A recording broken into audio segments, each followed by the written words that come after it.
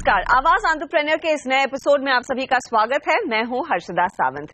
मेरे साथ आज देखिए पर्यावरण को बचाने की कोशिश में जुटे कुछ ऐसे स्टार्टअप्स की कहानी जो आपको देगी नई प्रेरणा। आज हमारी जिंदगी में प्लास्टिक का इस्तेमाल जरूरत से ज्यादा हो रहा है। हम इसका इस्तेमाल अपनी सहूलियत के लिए बिना कुछ सोचे समझे करते हैं और ये कभी ख्याल में नहीं आता कि प्लास्टिक वेस्ट पर्यावरण का संतुलन बिगाड़ रहा है। लेकिन हाँ, जितना प्लास्टिक हम प्रोड्यूस कर रहे हैं, इस्तेमाल कर रहे हैं, उसे रिसाइकल जरूर किया जा सकता है। देखिए कैसे पुणे का एक स्टार्टअप प्लास्टिक वेस्ट से बना रहा है ईंधन। हम तो जानते हैं कि प्लास्टिक पर्यावरण और हमारी सेहत के लिए कितना खतरनाक है, लेकिन मासूम जानवर ये नहीं जानता और गलती से अपना चारा समझकर प्लास्टिक को निवाला बना लेता है। क्या आपको पता है कि कई बार आपके कचरे का प्लास्टिक खाकर जानवर की मौत हो जाती है? ये मौत बेहद खौफनाक होती है। ऐसे ही किसी खौफनाक मंजर ने लॉ ग्रेजुएट मेधा ताड़पत्रीकर और शिरीष फड़तरे को प्लास्टिक के बारे में अलग तरीके से सोचने पर मजबूर कर दिया और ये सोच इतनी गहराई तक गई कि बिना टेक्नोलॉजी की खास समझ के बावजूद इन लोगों ने एक बड़ा इनोवेशन कर दिया। इन्होंने प्लास्टिक से ऑयल बनाने की तकनीक इजाद की है। पहले प्रेशर कुकर से लेकर हमने ये टेक्नोलॉजी में इंटरेस्ट लेना शुरू किया। प्रेशर कुकर में हमने पहले प्लास्टिक डाला और उसके बाद जो उसमें से ऑयल आने लगा, गैस आने लगा, उसके बाद हमने तय किया कि उसके ऊपर कुछ निकल सकता है। तो फर्दर हमने उसके ऊपर रिसर्च किया, क्योंकि मेधा की बैकग्राउंड और मेरी बैकग्राउंड दोनों की अलग है। वो MBA है, लॉ ग्रेजुएट है, मैं कॉस्ट अकाउंटेंट हूँ, मैं भी लॉ ग्रेजुएट हूँ।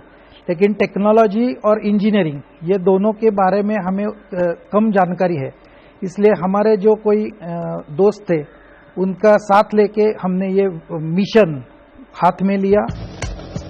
मेधा और शिरीष ने रुद्र एनवायरमेंटल सॉल्यूशन के नाम से कारोबार की शुरुआत 2010 में की और कड़ी R&D के बाद एक ऐसी मशीन बनाई जो प्लास्टिक वेस्ट से ईंधन बनाती है।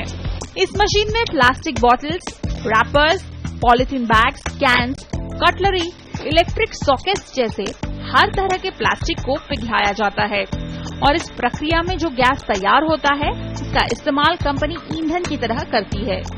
कंपनी ने इस मशीन को तैयार करने में 50 से 60 लाख का कैपिटल लगाया है और इसे लगातार अपग्रेड करने के लिए रिसर्च एंड डेवलपमेंट जारी है। 2010 में पहला मशीन बना दिया। वो मशीन में कुछ प्रॉब्लम थे, ऐसे प्रॉब्लम नहीं कि जो टेक्निकल प्रॉब्लम थे, लेकिन पहले मशीन से हम जो उसमें से गैस आता है वो हम हवा में छोड़ रहे थे। तो इसलिए हमने ऐसा सोचा कि अगर हम एनवायरनमेंट के ऊपर काम कर रहे हैं तो हवा में गैस छोड़ने से एनवायरनमेंट को हानि पहुंच जाएगी।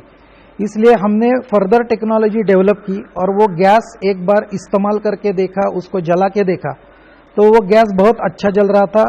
टेक्नोलॉजी और साइंटिफिक लोगों से भी बात की तो उन्होंने ऐसा बोला कि ये जो गैस आ रहा है वो प्रोटेन, ब्यूटेन और मीथेन ऐसे करके जो LPG में रहता है।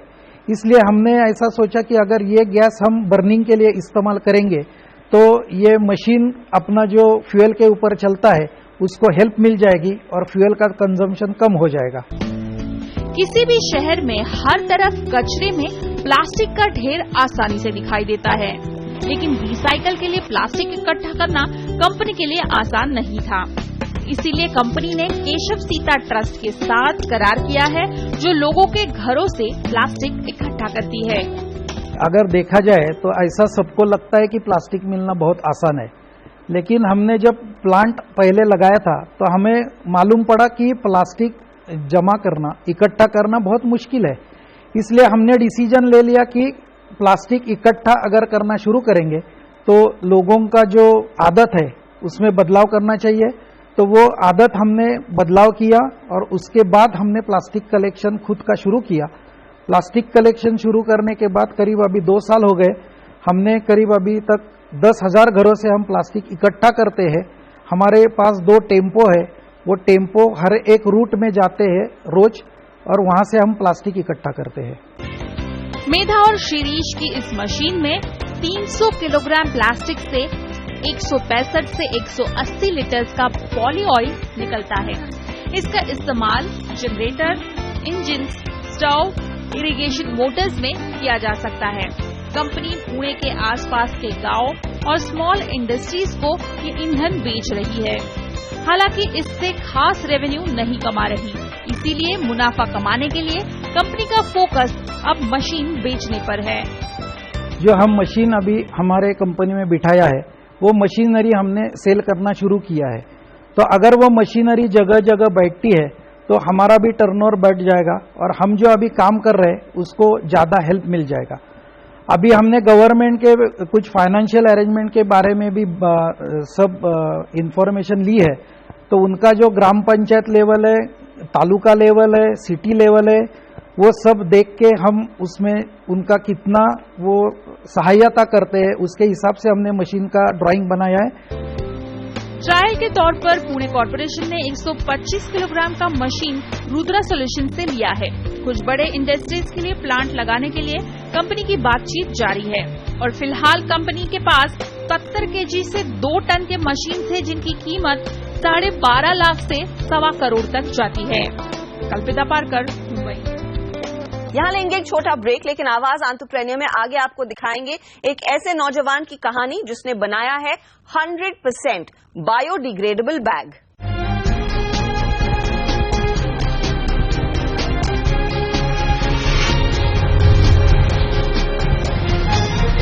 सीएनबीसी आवाज पर आपका फिर स्वागत है। आप देख रहे हैं आवाज एंटरप्रेन्योर।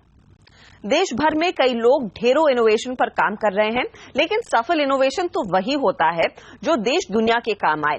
आज हम आपको एक 24 साल के एंटरप्रेन्योर से मिलवा रहे हैं जिसने प्लास्टिक का विकल्प ढूंढा है और वेजिटेबल वेस्ट और वेजिटेबल ऑयल डेरिवेटिव से बनाए हैं बैग्स। यकीन नहीं होता ना? चलिए देखते हैं अश्वथ हेगड़े की ये कहानी। स्वच्छ भारत अभियान की सबसे बड़ी चुनौती है सस्ते पॉलिथीन के कचरे से जूझना, और एक भारतीय स्टार्टअप ने इसका हल ढूंढ निकाला है।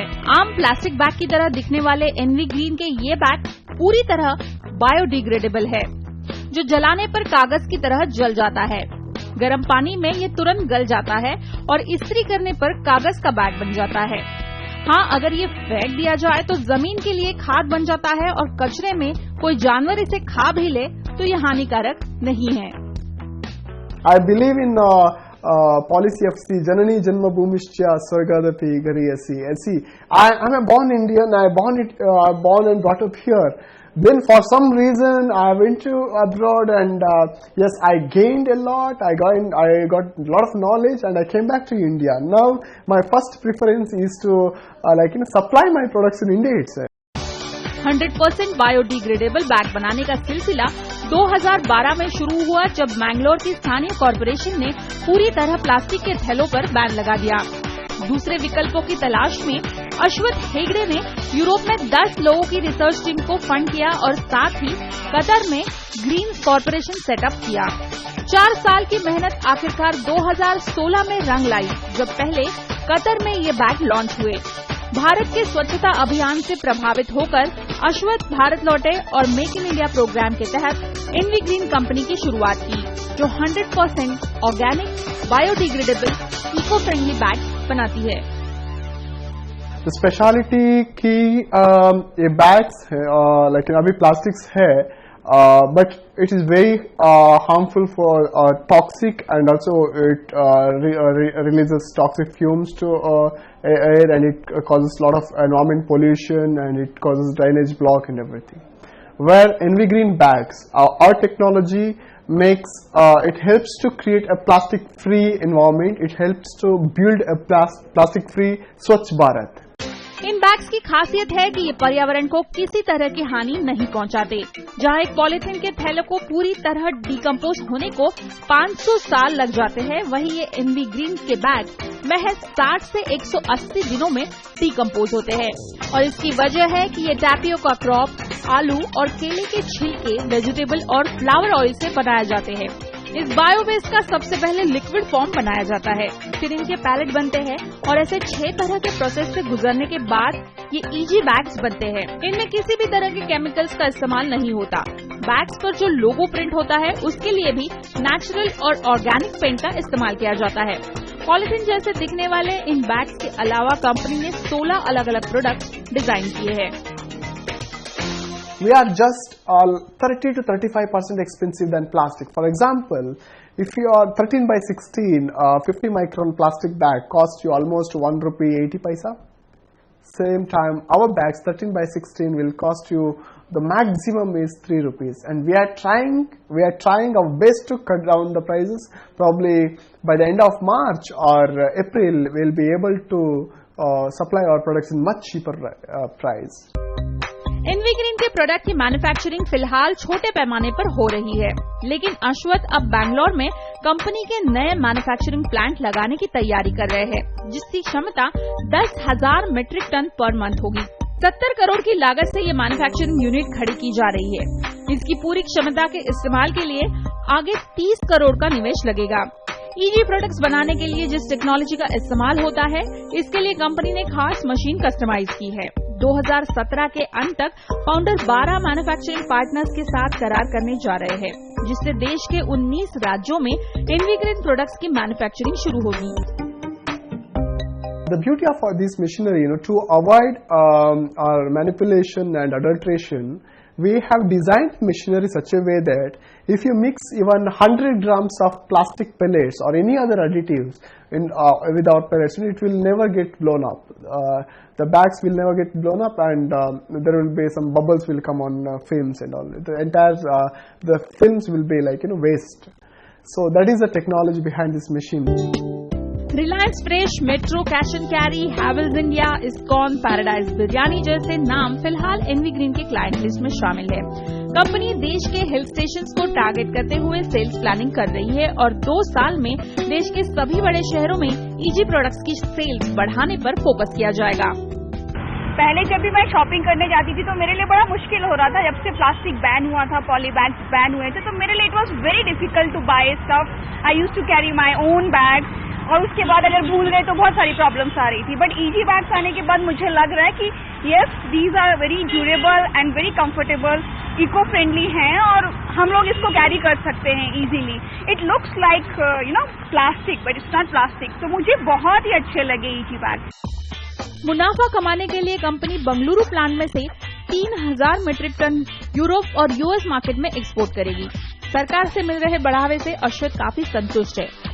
सरकारी सब्सिडी से और मैन्युफैक्चरिंग पार्टनर्स के जरिए जल्द से जल्द ईजी का प्रोडक्शन बढ़ाने से प्रोडक्ट की कीमत कम करने पर अश्वथ लक्ष्य बनाए हुए है, जिससे प्लास्टिक के बढ़ते जहर से पर्यावरण को बचाया जा सके। कल्पिता पारकर, मुंबई। इसी के साथ हम लेंगे एक छोटा ब्रेक। आप बने रहिए सीएनबीसी आवाज पर।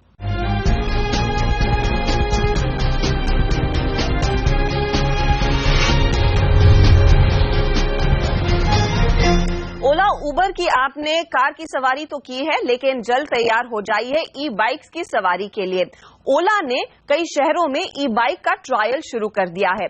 कैसे होगी ये सर्विस, जानते हैं हमारी संवाददाता निधि राय से। एज अ यूथ मुझे लगता है कि हम सबको in our own way should contribute. अगर ओला और या उबर या कोई भी कंपनी अगर इसको चालू करती है तो एक सेंस ऑफ एम्पावरमेंट आएगा। एक youth should get into this movement and एक एनवायरनमेंट को जो चीज फायदा करे, अगर वो यूथ एक एग्जाम्पल बन के उसको पुश कर सके तो मैं बिल्कुल ऐसी चीज यूज करूंगा। एब्सोल्युटली यस, बिकॉज अगर आप सुबह देखोगे इतना ट्रैफिक रहता है पूरे टाइम, एंड अगर बाइक रहेगा it is very convenient to move out. और फिर सेकेंडली ऑटो को रुकाना पड़ता है, then wait for them and then they will approve. Auto वाले शॉर्ट डिस्टेंस ज्यादा ट्रैवल नहीं करते, दे डायरेक्टली से नो। अगर आप भी इन लोगों की तरह इलेक्ट्रिक बाइक पर सफर करना चाहते हैं तो ओला ने इसकी जोर शोर से तैयारी शुरू कर दी है। कंपनी ने गुरुग्राम और हैदराबाद में ई बाइक का ट्रायल रन शुरू कर दिया है। ओला इस सर्विस के लिए लॉजिस्टिक्स कंपनी प्रॉम्प्टो के साथ करार की तैयारी कर रही है। हम स्टार्ट कर रहे हैं गुड़गांव से, और गुड़गांव में ही कम से कम 100 से 150 बाइक की रिक्वायरमेंट रहेगी। उसके बाद we will do 2 more cities. In totality, we will look at around 400 bikes. ओला की ई बाइक सर्विस आपकी जेब पर भी बेहद हल्की रहने वाली है। पहले 3 किलोमीटर के लिए 20 रुपए चुकाने होंगे, इसके बाद हर किलोमीटर के लिए 7 रुपए देने होंगे। इस सर्विस का इस्तेमाल 10 किलोमीटर की दूरी के लिए ही किया जा सकेगा, और जैसे आप कैब बुक करते हैं उसी तरह आप इलेक्ट्रिक स्कूटर भी बुक कर सकते हैं। हालांकि इस सर्विस में कुछ कानूनी अड़चनें दूर होनी अभी बाकी हैं। मसलन अभी मोटर वाहन अधिनियम में 2 पहिया वाहनों को टैक्सियों के रूप में इस्तेमाल करने की इजाजत नहीं है। Charging is a big issue. हमने एक्सप्लोर भी किया कि क्या हम बीएमसी से टाई अप कर सकते हैं, क्या हम लोकल आरटीओ से टाई अप कर सकते हैं, क्या हम चार्जिंग स्टेशंस फ्लाईओवर्स के नीचे बना सकते हैं थ्रू गवर्नमेंट सपोर्ट, ताकि I can ferry people around and whenever the bike loses a charge वो वहाँ पे जाके चार्ज हो जाए, दूसरी बाइक लेके बंदा चला जाए, kind of a thing. So a very big operational pain point. वैसे तो राइड जी, टैक्सी, बिग सी, एम टैक्सी, रैपिडो और हेबॉब जैसी कंपनियों ने गुरुग्राम और बैंगलोर में सामान्य बाइक टैक्सी सर्विस को काफी फेमस कर दिया है। लेकिन अब ये देखना है कि ई बाइक सर्विस कितनी कामयाब होती है और क्या सरकार भी ई बाइक्स को रियायतें देंगी। निधि राय, मुंबई। और जाने से पहले आपके सामने पेश करते हैं आवाज एंटरप्रेन्योर में वो तमाम बड़ी खबरें जो सुर्खियों में रही इस पूरे हफ्ते। ई कॉमर्स कंपनीज के ऑपरेशंस मैनेज करने वाला स्टार्टअप क्रिएट कनेक्ट ने एडवर्टाइजिंग एजेंसी लंगूर से फंड जुटाया है। हालांकि कंपनी ने इन्वेस्टमेंट की राशि का जिक्र नहीं किया। इस निवेश का इस्तेमाल कंपनी प्रोडक्ट डेवलपमेंट और सेल्स टीम को मजबूत करने के लिए करेगी। 2017 के अंत तक 100 शहरों में पहुंच बनाना और हर महीने 5 करोड़ जीएमवी हासिल करना कंपनी का लक्ष्य है। कंपनी सेलर्स को घरेलू और अंतर्राष्ट्रीय मार्केट में प्रोडक्ट रिटेलिंग में एंड टू एंड सॉल्यूशंस मुहैया करती है। Health care diagnostics firm iGenetic diagnostics ने 133 करोड़ के फंड्स जुटाए हैं। Manipal education and medical group और UK based development financial institution CDC group PLC ने इस राउंड में हिस्सा लिया है। कंपनी इस फंड्स का इस्तेमाल देश भर में पहुंच बनाने के लिए करेगी। साथ ही कारोबार को बड़ा करने के लिए कंपनी एक्विजिशंस और रीजनल फर्म से पार्टनरशिप का रास्ता अपनाएगी। फार्मास्यूटिकल्स कंपनीज और क्लिनिकल रिसर्च ऑर्गेनाइजेशंस के साथ इन्वेस्टिगेशन पार्टनर बनने का प्लान भी कंपनी कर रही है। चेन्नई की Karomi technology packaging artwork management space में काम कर रही है। कंपनी में early stage venture fund Idea Spring Capital ने करीब 3.5 करोड़ का निवेश किया है। इस फंड का इस्तेमाल कंपनी इंटरनेशनल एक्सपेंशन के लिए करेगी। कंपनी का फ्लैगशिप प्रोडक्ट मैनेज आर्टवर्क्स है, जो एक पैकेजिंग आर्टवर्क मैनेजमेंट सॉफ्टवेयर है। ई कॉमर्स स्टार्टअप्स जहां छटनी के संकट से गुजर रहे हैं, वहीं ऑनलाइन मेगा स्टोर फ्लिपकार्ट युवाओं के लिए रोजगार के मौके लेकर आ रहा है। कंपनी ने इस प्लान के खुलासे में कहा है कि कंपनी साल 2017 में करीब 20 से 25% ज्यादा नौकरी देगी। अब तक कंपनी सालाना 800 से 1000 लोगों को रोजगार देती थी। Credit management service startup credit मंत्री ने 51 करोड़ 4 लाख की सीरीज बी फंडिंग जुटाई है। इसमें एक्कॉइन फ्रंटियर इंक्लूजन फंड, न्यूवर्ड कैपिटल और कंपनी के पुराने निवेशक एल्वर इक्विटी, आईडीजी पार्टनर्स और एक्कॉइन वेंचर लैब ने हिस्सा लिया है।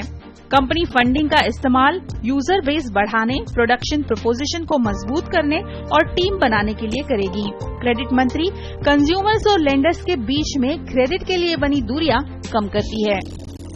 इसी के साथ आवाज एंटरप्रेन्योर के इस एपिसोड में इतना ही। अगले हफ्ते फिर मुलाकात होगी कुछ और इंटरेस्टिंग आइडियाज के साथ। लेकिन हाँ, आप हमसे संपर्क में जरूर रह सकते हैं। फेसबुक हाजिर है और ट्विटर पर भी मुझे फॉलो जरूर कीजिए। अगले हफ्ते फिर मिलेंगे। नमस्कार एंड टेक केयर।